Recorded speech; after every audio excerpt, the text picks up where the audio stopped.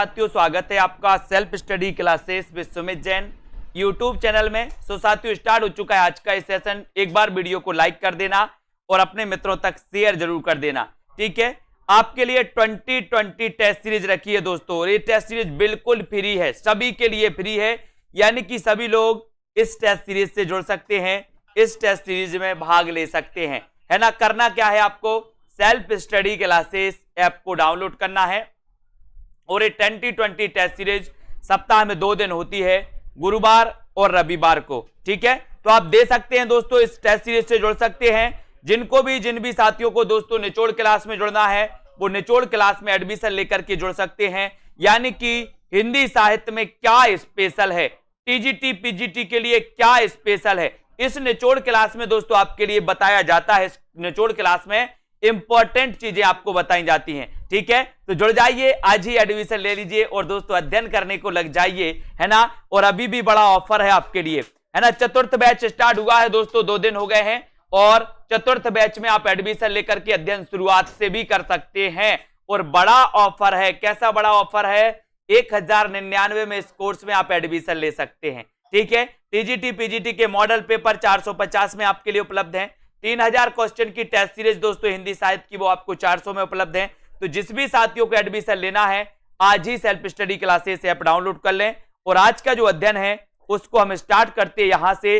भूषण 2 राजाओं के दरबारी कवि थे, इनमें से पहले शिवाजी थे तो दूसरे कौन थे, आपको यहां पर चयन करना। यहां तक अपन ने पढ़ लिया था, आपको सभी को बताना है। भूषण 2 राजाओं के दरबारी कवि थे, इनमें से पहले शिवाजी थे तो दूसरे कौन थे, ये आपका उत्तर क्या हो जाएगा, आपको बताना है। सभी लोग बताएंगे उत्तर क्या हो जाएगा।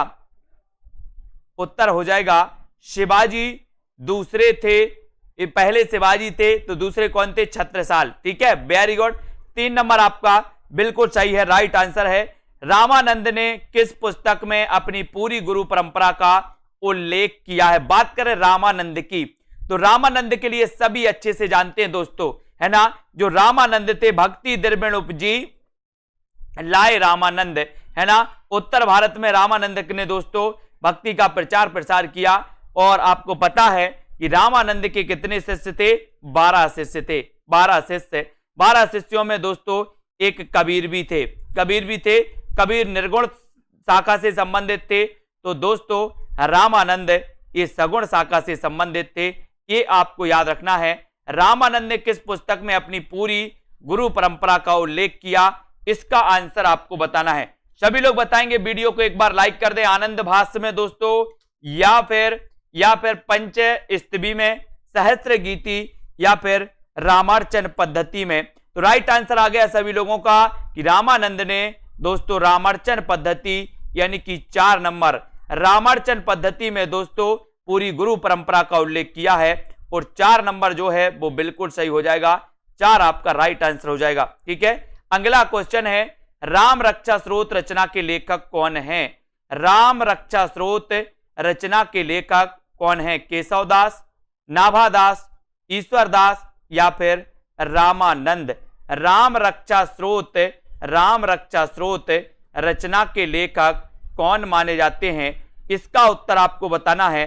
केशवदास माने जाते हैं, नाभादास माने जाते हैं, ईश्वरदास माने जाते हैं, या फिर रामानंद माने जाते हैं, ये सभी लोग बताएंगे। और उत्तर आपका क्या हो जाएगा। राम रक्षा स्रोत रचना ये किसकी है, ये क्वेश्चन तो कई बार आया है, पूछा भी जाता है। सीधा उत्तर आपका जाएगा रामानंद दोस्तों, है ना। राम रक्षा स्रोत की रचनाकार कौन है, रामानंद माने जाते हैं। और आपको पता है दोस्तों रामावत संप्रदाय, है ना, के प्रवर्तक भी है रामानंद, ये भी आपको याद रखना है। अगला क्वेश्चन बताना है आपको, रामचरितमानस के ज्ञान दीपक प्रसंग किस कांड में दोस्तों वर्णित हैं।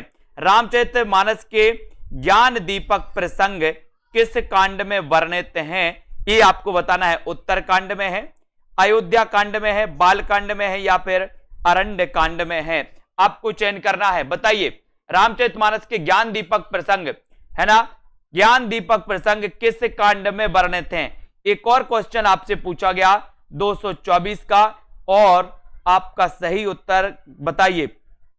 उत्तराखंड में है क्या? बिल्कुल राइट आंसर। बोले सर उत्तराखंड में है।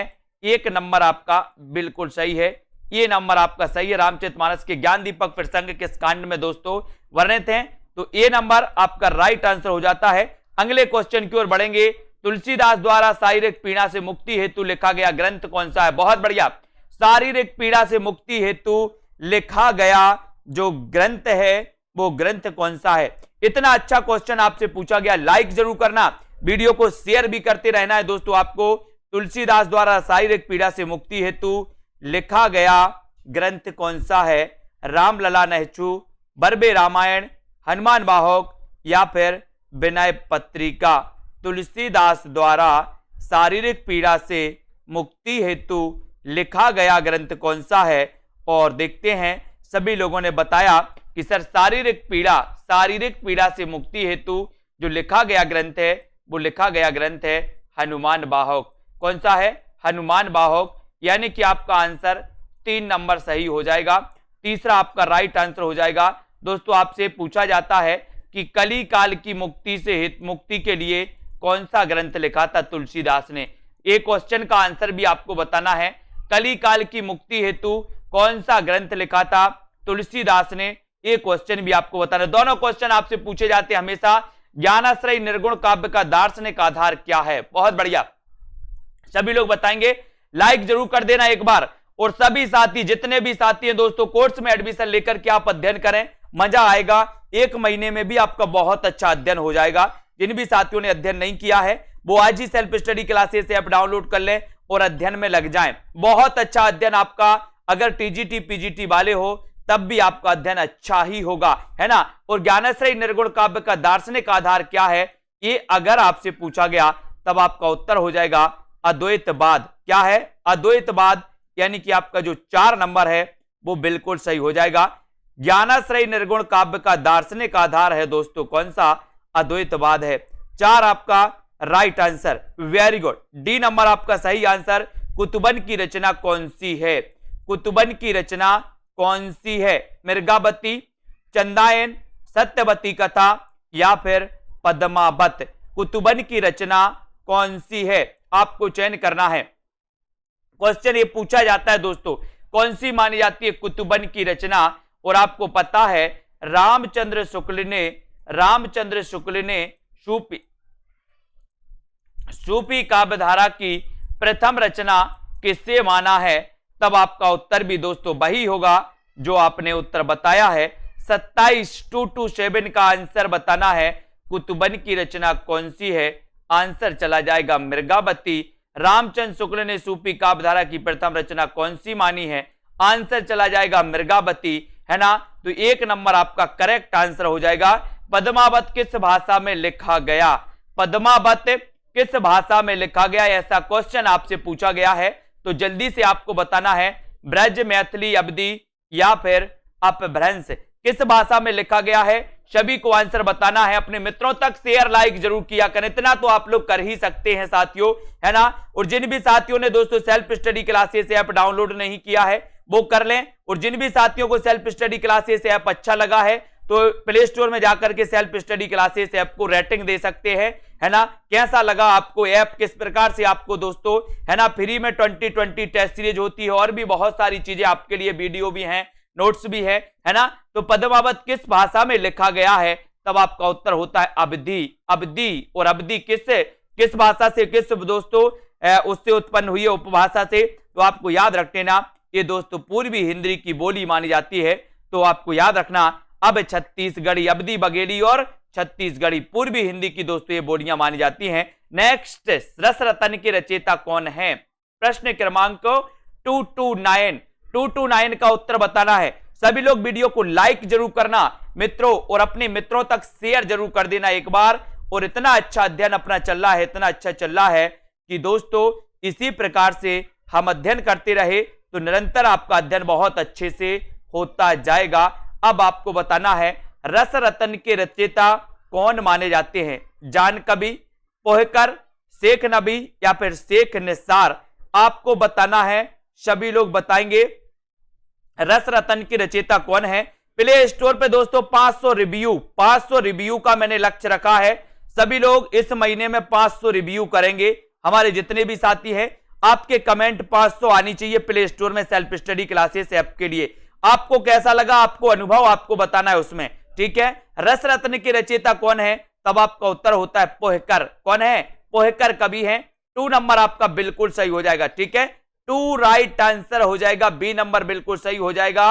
यहां पर जाते हैं, हिंदी शब्द सागर संपादित ग्रंथ है। हिंदी शब्द सागर दोस्तों बहुत अपन ने पढ़ा है, बहुत पढ़ा है कि सर हिंदी शब्द सागर की भूमिका में हिंदी साहित्य का विकास, हिंदी साहित्य का विकास है ना, शीर्षक से दोस्तों हिंदी साहित्य का जो रामचंद्र शुक्ल जी का ग्रंथ था हिंदी साहित्य का विकास, है ना, कब 1929 में हिंदी साहित्य का विकास शीर्षक से प्रकाशित हुआ था। और किसकी भूमिका में हुआ था, तो हिंदी शब्द सागर की भूमिका में हुआ था। तो हिंदी शब्द सागर संपादित ग्रंथ किसका है, वो ग्रंथ है दोस्तों रामचंद्र शुक्ल का, है ना। यानी कि ये नंबर आपका बिल्कुल सही हो जाएगा, ये नंबर आपका राइट आंसर हो जाएगा। हिंदी साहित्य का आधा इतिहास निम्न में से किसके द्वारा लिखा गया। हिंदी साहित्य का आधा इतिहास किसके द्वारा लिखा गया, डॉक्टर इंद्रनाथ के द्वारा, डॉक्टर सुमन राजे के द्वारा, हजारी प्रसाद द्विवेदी के द्वारा, या फिर डॉक्टर नगेंद्र के द्वारा। जल्दी से बताएं, हिंदी साहित्य का आधा इतिहास निम्न में से किसके द्वारा लिखा गया। आंसर आपको चयन करना है, सभी लोग उत्तर बताएंगे। हिंदी साहित्य का आधा इतिहास किसके द्वारा लिखा गया, उत्तर आपको चयन करना है और उत्तर आपका हो जाएगा दोस्तों आधा इतिहास पूछा गया।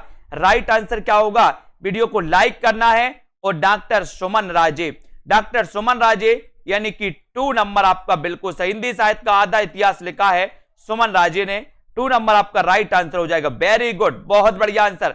अगला क्वेश्चन, किस कवि को अभिनव जयदेव के नाम से जाना जाता है। इतना अच्छा क्वेश्चन आपसे पूछा गया, उस कवि का नाम बताना है जिस कवि को अभिनव जयदेव के नाम से जाना जाता है। वो कवि कौन है, विद्यापति हैं, भवभूति हैं, नरसिंह मेहता हैं, या फिर दोस्तों नरसिंह नहीं नरेश मेहता हैं, या फिर दोस्तों रविदास हैं। इनमें से आपको बताना अभिनव जयदेव किसे कहा जाता है, बताइए। 4 विकल्प हैं, किसे कहा जाता अभिनव जयदेव, ये उपाधि किसी दी गई थी, प्रश्न क्रमांक 232 में। और आपने पढ़ा है कि सर अभिनव जयदेव ये जो उपाधि दी गई वो दी गई किसको, विद्यापति को। विद्यापति दोस्तों इनकी रचनाएं है अबहट्ट, ये अबहट्ट में है दोस्तों कीर्ति लता और कीर्ति पताका, ठीक है। फिर उसके बाद अगर विद्यापति की बात करें तो दोस्तों इनकी एक रचना है पदावली, और पदावली कौन सी में है, मैथिली में है। मैथिली याद रख लेना, पदावली मैथिली में है। अगला क्वेश्चन है, कौन शिलांकित कृति है, कौन सी शिलांकित कृति है, पाहुड़ दोहा, राउलबेल, प्राकृत पेंगलम, या फिर वर्ण रत्नाकर। कौन शिलांकित कृति मानी जाती है, इसका उत्तर आपको चयन करना है। पाहुड़ दोहा मानी जाती क्या, राउलबेल, प्राकृत पेंगलम, या फिर वर्ण रत्नाकर। शिलांकित कृति कौन सी है, शिलांकित कृति कौन सी है, उत्तर बताएंगे सभी लोग। और सीधा सीधा उत्तर आपका क्या हो जाएगा, शिलांकित कृति कौन सी है। और सभी लोगों ने बताया कि सर शिलांकित कृति की बात करोगे तो राउलबेल है, और राउलबेल शिलांकित कृति है दोस्तों। मालवा की एक शिला पर दोस्तों ये अंकित कृति मानी जाती है ना। और इसके रचनाकार कौन है ये भी आपको पता होनी चाहिए, तब आपका उत्तर क्या हो जाएगा दोस्तों, राउलबेल। रोड़ा कवि की रचना है दोस्तों राउलबेल, है ना, जो कि सभी लोगों को पता है। किस कवि को अपभ्रंश का वाल्मीकि कहा जाता है, बहुत बढ़िया आंसर। अपभ्रंश का वाल्मीकि किससे कहा जाता है, इस प्रश्न का उत्तर आपको बताना है, जल्दी से बताएंगे। और सेल्फ स्टडी क्लासेस ऐप को जरूर डाउनलोड कर ले सभी लोग। दोस्तों आप टीजीटी पीजीटी वाले हमारे साथी हैं, तो टीजीटी पीजीटी वाले के लिए स्पेशल निचोड़ क्लासें चल रही हैं, शुरुआत से अध्ययन चल रहा है। टॉपिक वाइज टेस्ट भी बहुत सारे उपलब्ध हैं, ट्रिकी वीडियो भी हैं। आप दोस्तों बहुत अच्छी तैयारी कर सकते हैं। और जितने भी हमारे साथी हैं जो लेना चाहते हैं, नीचे नंबर चल रहा है, नंबर से भी संपर्क कर सकते हैं। अब आपको बताना है कि अपभ्रंश का वाल्मीकि किसे कहा जाता है, और बिल्कुल सही आंसर है, बोले सर अपभ्रंश का वाल्मीकि कहा जाता है स्वयंभू को। हिंदी के दोस्तों महाकवि हैं, प्रथम महाकवि हैं, है ना। और एक क्वेश्चन और आपको बताना है कि स्वयंभू को हिंदी का प्रथम कवि किसने माना है। स्वयंभू को हिंदी का प्रथम कवि किसने माना है, ये उत्तर भी आपको लिखना है। तब तक कबीरदास की मृत्यु बताना है कहां पर हुई थी। कबीरदास की मृत्यु कहां पर हुई थी, कबीरदास की मृत्यु कहां पर हुई थी। काशी, मगहर, बनारस, इलाहाबाद, कहां पर हुई थी। लाइक जरूर करेंगे सभी लोग। कबीरदास की मृत्यु कहां पर हुई थी बताएं, आपको चयन करना है और कबीरदास की मृत्यु बताना है कहां पर हुई थी। सभी लोग बताएंगे और बहुत बढ़िया आंसर आया है सभी लोगों का आया है दोस्तों कि कबीरदास की जो मृत्यु हुई थी वो हुई थी, बोले सर मगहर में। कहां पर हुई थी, मगहर, यानी कि बी नंबर। स्वयंभू को आपको पता है, स्वयंभू को हिंदी का प्रथम कवि माना है दोस्तों। किसने माना, राम कुमार वर्मा ने, जिन्होंने दोस्तों हिंदी साहित्य के प्रथम काल को संधि काल नाम दिया था। 750 संवत 750 से लेकर के 1000 के काल को इन्होंने संधि काल नाम दिया था, है ना। और दोस्तों इन्होंने 1000 के बाद के काल को चारण काल नाम दिया था, है ना। और कबीरदास की मृत्यु हुई थी कहां पर, मगहर में हुई थी। इसको याद करना। संत काव्य नाम किसने दिया, संत काव्य नाम किसने दिया, ये क्वेश्चन तो अपन ने आज ही पढ़ा था। संत काव्य जो नाम दिया है वो किसने दिया है, और ज्ञानाश्रय जो नाम दिया है वो किसने दिया है, ये भी आपको बताना है दोस्तों। सभी लोग बताएंगे, है ना। और यहां पर सीधा सीधा उत्तर आपका क्या हो जाएगा। सेल्फ स्टडी क्लासेस ऐप अभी डाउनलोड करें आप लोग, है ना, अभी डाउनलोड कर लें और उसमें आप लोग रिव्यू भी दे सकते हैं किस प्रकार से सेल्फ स्टडी क्लासेस आपकी पढ़ाई में, self study classes YouTube channel आपकी पढ़ाई में मदद कर रहा है दोस्तों। और जल्दी से बताइए कि संत काव्य नाम किसने दिया, रामचंद्र शुक्ल ने, राहुल सांकृत्यायन ने, है ना, राम कुमार वर्मा या फिर हजारी प्रसाद द्विवेदी ने। क्या हो जाएगा सही उत्तर, बोले सर राम कुमार वर्मा, टिक लगा दो। मैंने टिक लगा दिया, उत्तर आपका सही हो गया। राम कुमार वर्मा ने संत काव्य नाम दिया था दोस्तों। यहां पर सी नंबर आपका सही। कबीर किस शासक के समकालीन थे, अच्छा क्वेश्चन है, पूछा भी जाता है, हमेशा पूछा जाता है कबीर किस शासक के समकालीन माने जाते हैं दोस्तों। हुमायूं, अकबर, सिकंदर लोदी या फिर बहादुर शाह जफर। कबीर किस शासक के समकालीन थे, बताएं सभी लोग। उत्तर आपका सीधा सीधा जाएगा कि जो कबीर हैं, कबीर किस शासक के समकालीन थे, तो हुमायूं के तो नहीं थे, अकबर के तो नहीं थे, किसके समकालीन थे, सिकंदर लोदी। कई बार एक क्वेश्चन पूछा गया कि कबीर किस शासक के समकालीन थे, तब आपका सीधा उत्तर जाता है सिकंदर लोदी। क्या जाता है, सिकंदर लोदी। 3 नंबर आपका राइट आंसर है। कबीर के गुरु का नाम क्या था दोस्तों, बहुत बढ़िया। कबीर के गुरु का नाम क्या था, निर्गुण काव्य धारा से संबंधित थे कबीरदास, है ना। लिखा था पोथी पढ़ पढ़ जगमुआ और पंडित भयानक कोई, 2.5 अक्षर प्रेम के पढ़े सो पंडित। कबीरदास की पंक्ति, है ना। तो कबीर के गुरु का नाम आपको चयन करना है। और बहुत बढ़िया आंसर, मैंने कई बार आपको बताया है कि सर रामानंद के 12 शिष्य थे। कितने शिष्य थे, अब 12 का आंकड़ा देखो, मैं 12 का आंकड़ा बता रहा हूं आपको। रामानंद के शिष्य कितने थे, 12। तुलसीदास की 2 प्रमाणिक रचनाएं कितनी थी, 12 थी। आलवार भक्तों की संख्या कितनी थी, 12 थी। साकेत में सर्ग कितने थे दोस्तों, 12 थे। रामविलास शर्मा का जन्म कब हुआ, 1912 में हुआ।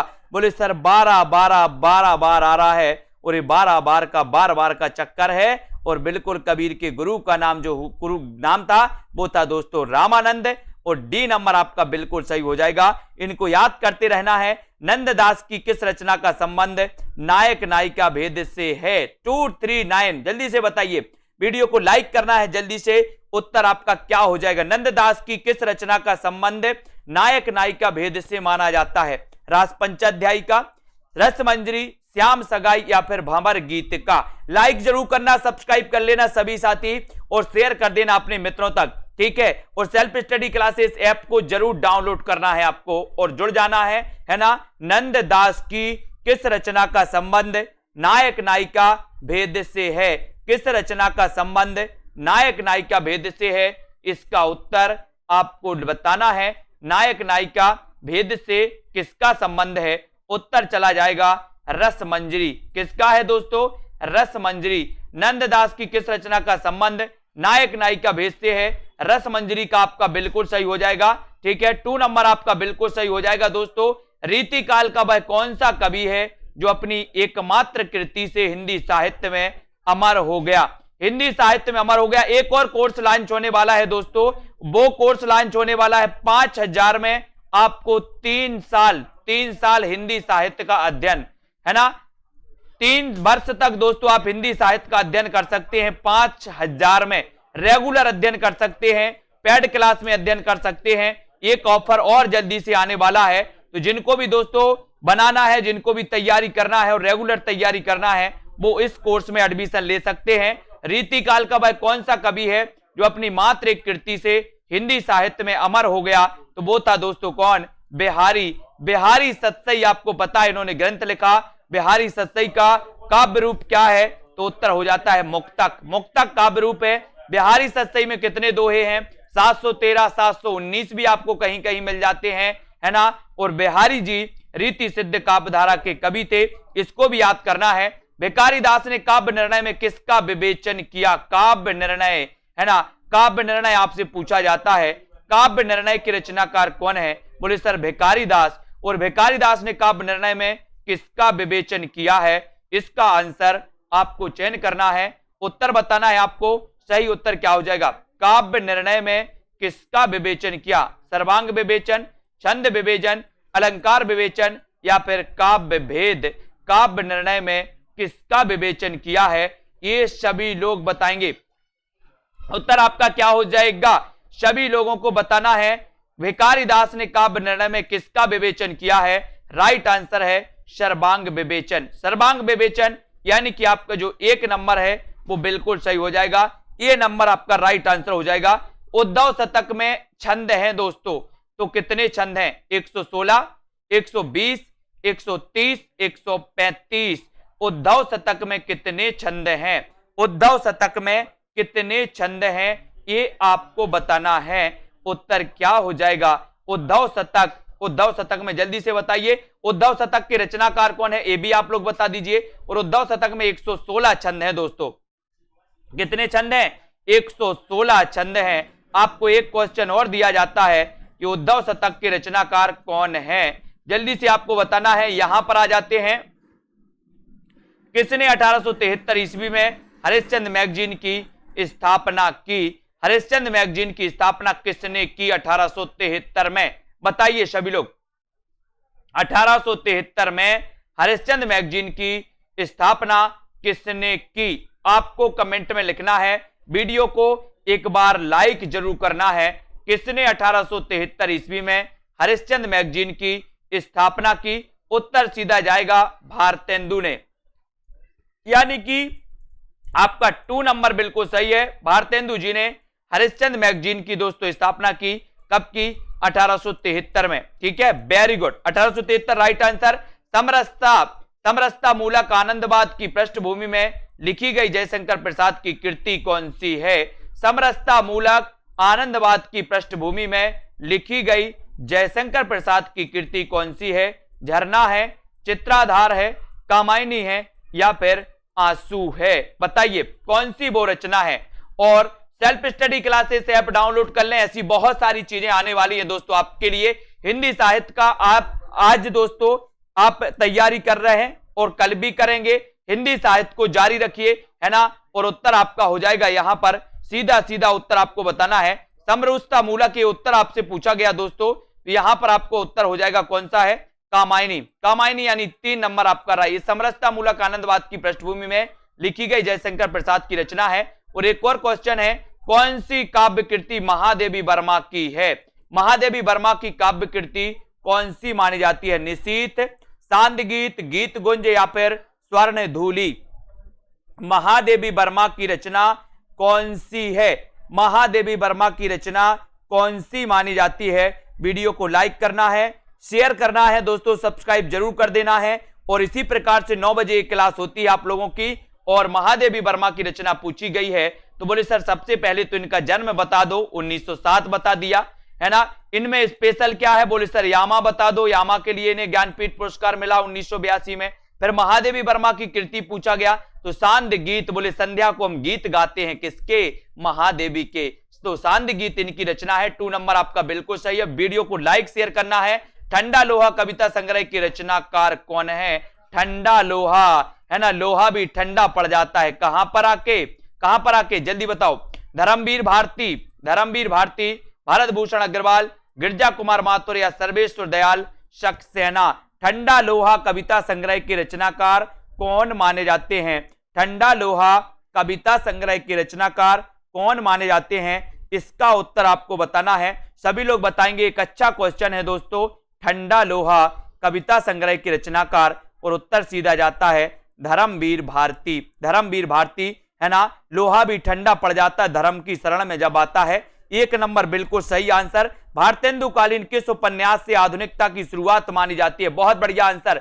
बताइए प्रश्न क्रमांक 247 का आंसर। लाइक जरूर करते रहना, लाइक में कोई कंजूसी नहीं करना है दोस्तों, शेयर भी करना अपने मित्रों तक। रोज 9 बजे क्लास होती है दोस्तों, फटाफट प्रश्नों का अध्ययन करने के लिए। और सेल्फ स्टडी क्लासेस ऐप को जरूर डाउनलोड कर लें आज ही। बोले सर क्यों कर लें, आपके लिए 2020 टेस्ट सीरीज तो बिल्कुल मुफ्त में कराई जाती है।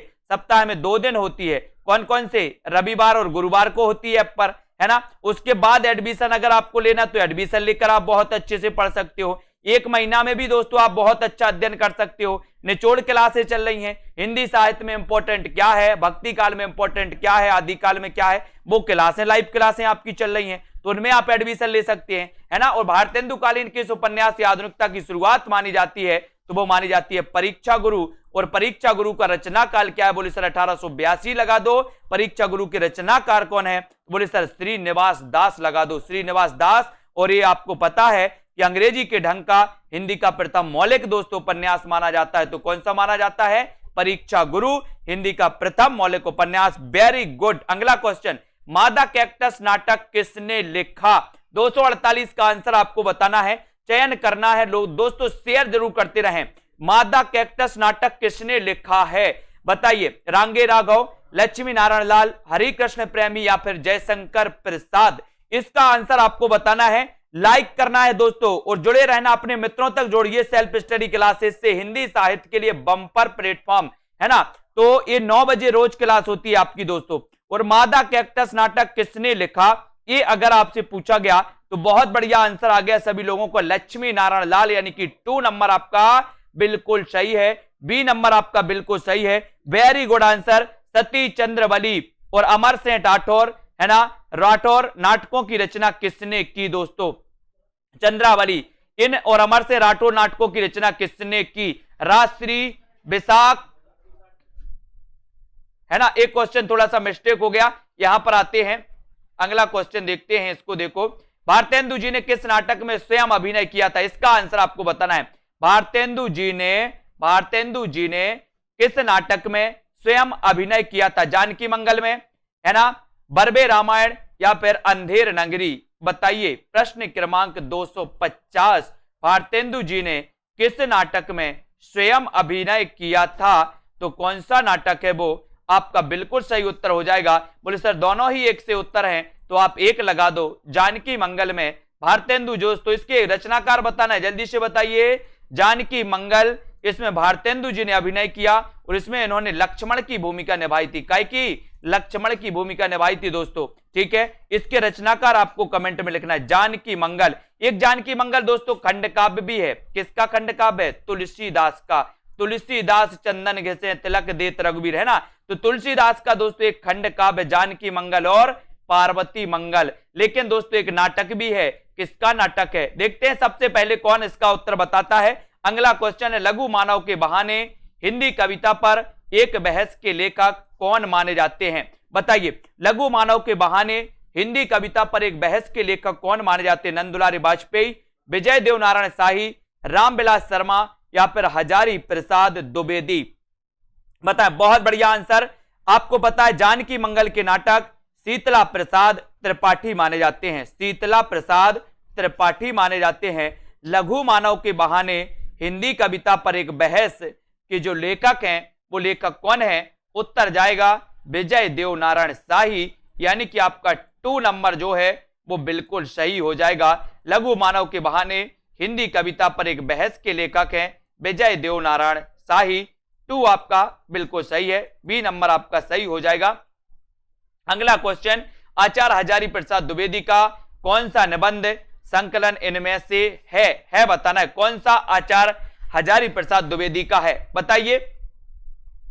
हजारी प्रसाद द्विवेदी के बारे में हम हमेशा पढ़ते हैं, बोले सर 1907 में इनका जन्म है ना। हिंदी साहित्य का आदिकाल, हिंदी साहित्य की भूमिका, हिंदी साहित्य का उद्भव और विकास, ये इन्होंने ग्रंथ, ऐतिहासिक ग्रंथ लिखे हैं। और हजारी प्रसाद द्विवेदी का कौन सा निबंध है ये आपको चयन करना है। 252 का आंसर देखते हैं कौन कौन सही बता रहा है। संयम बरतते हुए उत्तर लगा रहा है ना। और आपका सही उत्तर कौन सा होता है ना। सभी लोगों ने लगभग आंसर सही बताया कि सर इनका निबंध अशोक के फूल भी है, इनका निबंध कोटज भी है, इनका निबंध कल्पलता भी है। और उत्तर चला जाएगा दोस्तों क्या हो जाएगा, उपर्युक्त सभी। बोले सर अशोक में फूल होते हजारों, तो हजारी प्रसाद द्विवेदी। कोटज, बोले सर हजारों बार कोटे, स्कूल में हजारों बार कोटे की नहीं कोटे, तो कोटज भी इनका है। कल्पलता भी, कल्प में लताएं होती हजारों की नहीं होती हैं। बहुत बढ़िया। अगला क्वेश्चन, हिंदी निबंध का उत्कर्ष काल है तो कौन सा काल है। उत्कर्ष काल, हिंदी निबंध का उत्कर्ष काल कौन सा माना जाता है। भारतेंदु युग, द्विवेदी युग, शुक्ल युग या फिर शुक्लोत्तर युग। आंसर बताना है।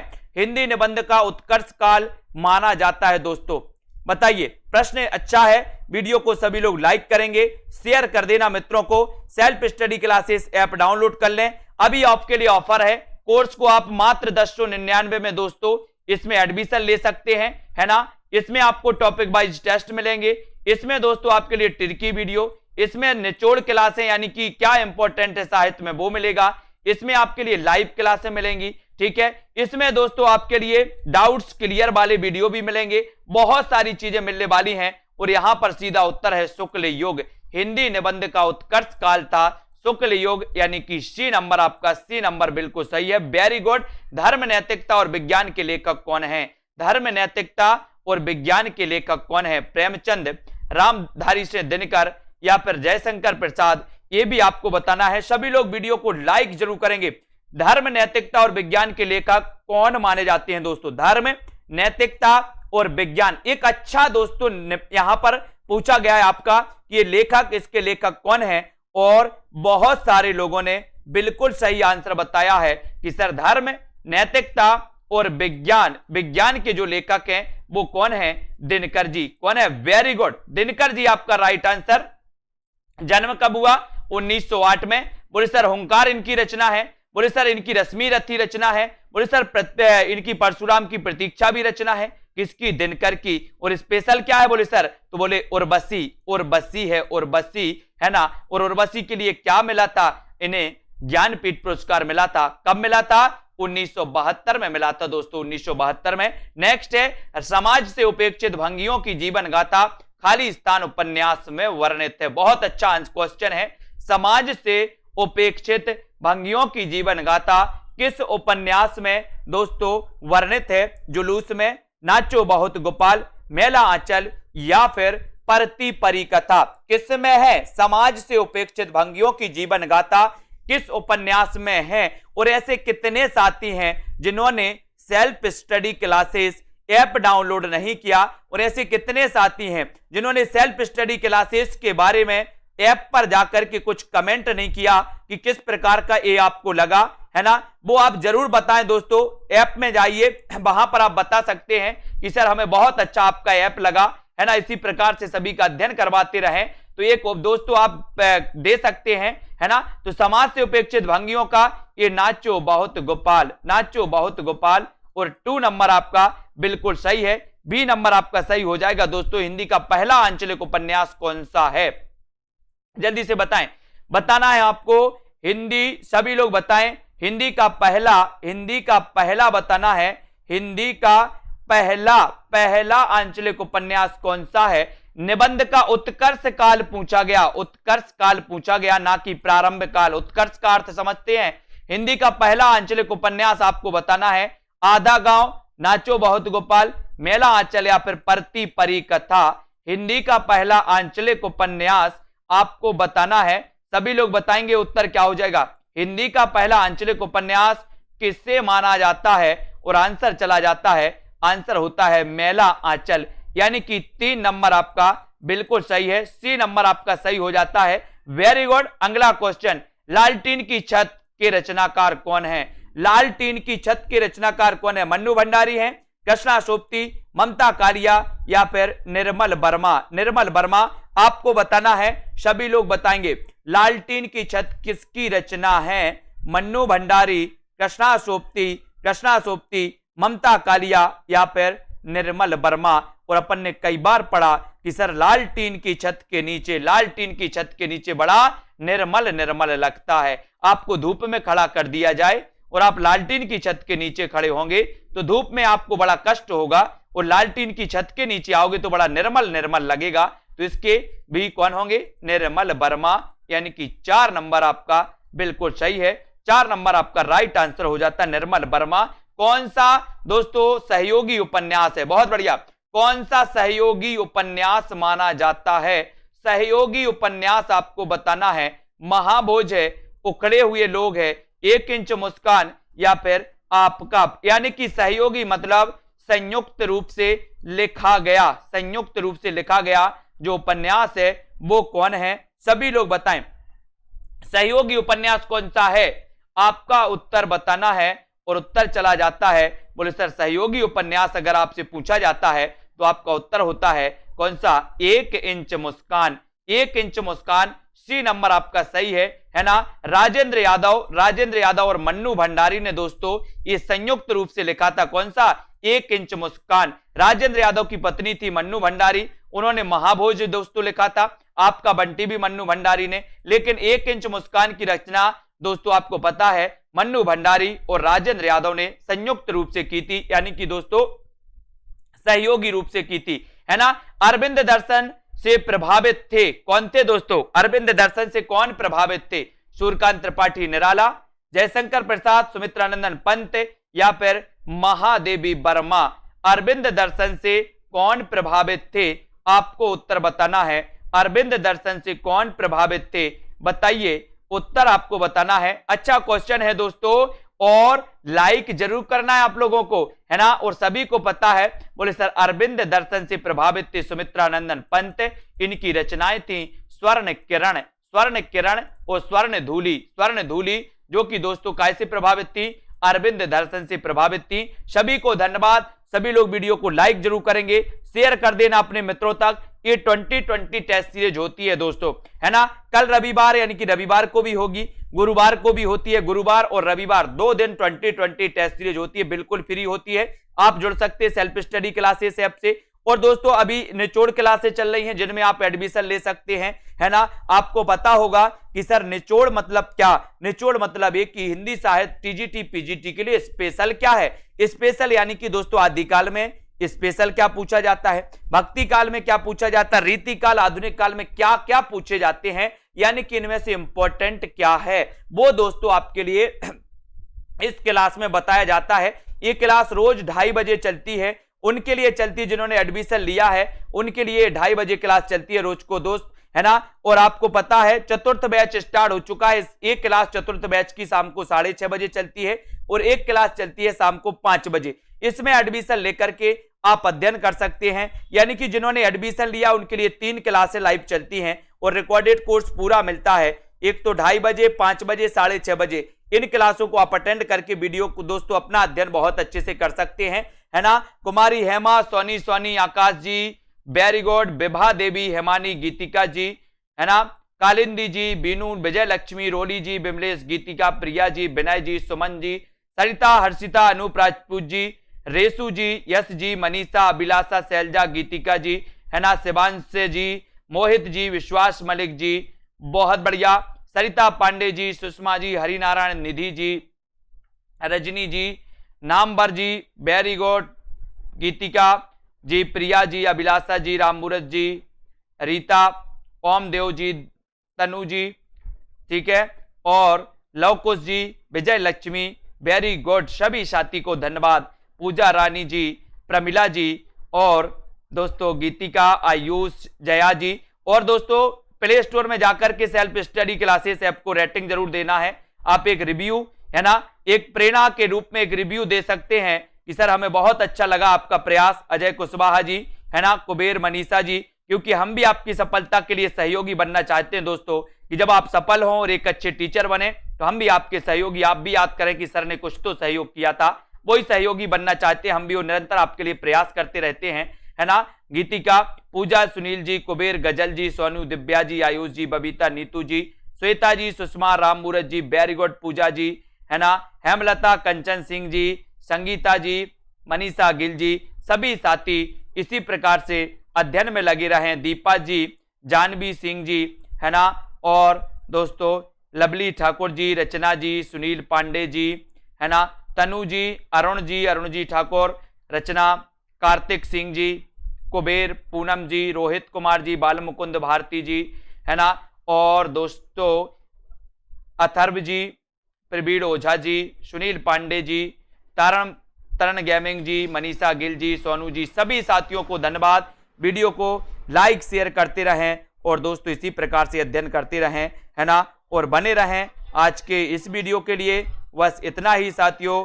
जय हिंद।